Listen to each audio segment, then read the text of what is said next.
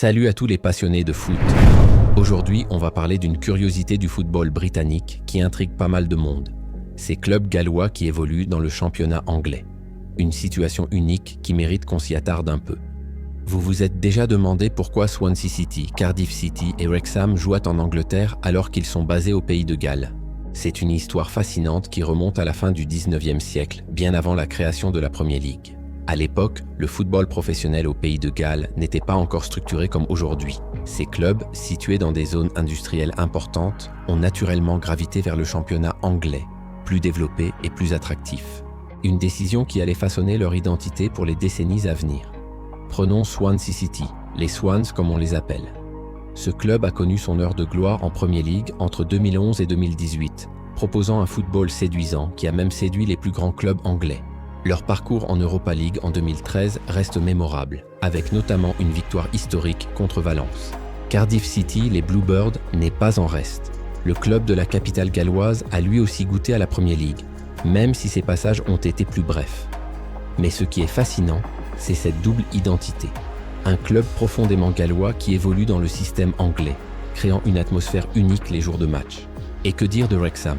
Le plus ancien club gallois professionnel connaît une renaissance spectaculaire ces dernières années.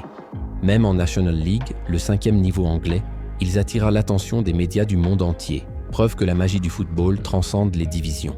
Ce qui est particulièrement intéressant, c'est que ces clubs peuvent participer à 2 compétitions différentes. Les coupes anglaises, comme la FA Cup, mais aussi la Coupe du Pays de Galles. Une situation unique qui leur permet de maintenir des liens forts avec leurs racines galloises tout en profitant de l'exposition du football anglais.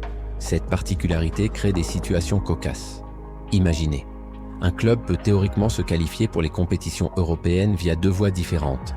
C'est arrivé à Cardiff City, qui a participé à la Coupe des Coupes en 1971 après avoir remporté la Coupe du Pays de Galles, tout en jouant en 2e division anglaise. Cette dualité fait partie du charme du football britannique.